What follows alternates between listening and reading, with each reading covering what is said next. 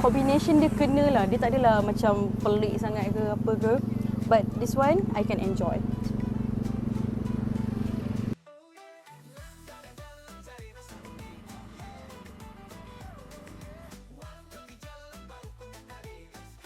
Hai. Kat sini abang jual apa Pak? Kita ada jual spaghetti and then kita ada coffee, ada coolers matcha. Okay, dekat sini apa your specialty? Specialty kita punya spaghetti is like bukan typical spaghetti yang biasa.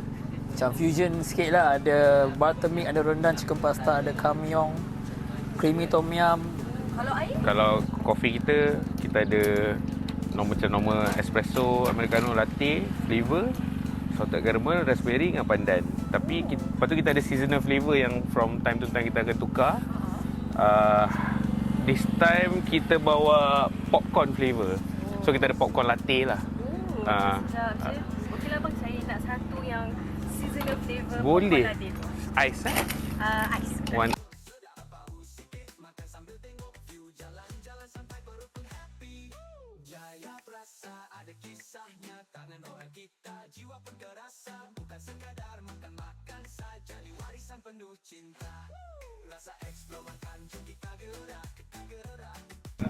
Okey, ni untuk Aina.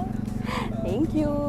So kat sini kita ada Kantan Aglio Olio Smoked Duck. So kita nak rasa macam mana rasa dia. Jom. Sebab dia letak cili padi tadi. So saya sedikit takut kalau kepedasan. Tengok ni cili-cili dia. Kehijau-hijauan. Jom. Bismillahirrahmanirrahim. So aglio olio dia surprisingly sedap sebab dia ada rasa wangi, buat wangi bunga kantan tu. So saya suka. Maybe saya suka benda-benda yang wangi dalam makanan. Macam jasmine tea apa semua. Tapi combination dia kena lah. Dia tak adalah macam pelik sangat ke apa ke. But this one I can enjoy. Nampak tak?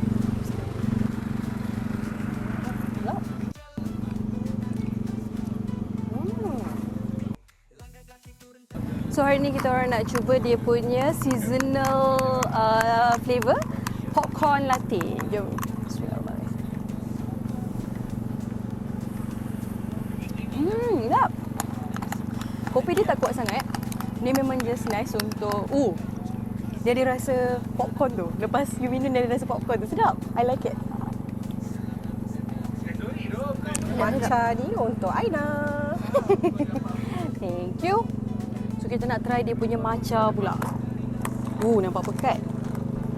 Bismillahirrahmanirrahim.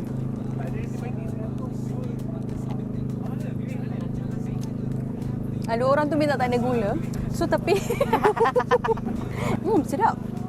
Dia punya matcha rasa saya tak tahu nak describe matcha macam mana sebab saya kurang sikit benda matcha. Tapi sedap. Dia rasalah dia punya teh-teh tu, teh matcha teh kan. Dia rasa teh-teh tu. Lepas tu dia punya banyaklah dia tak kedekut rasa matcha tu memang ada, memang ngam.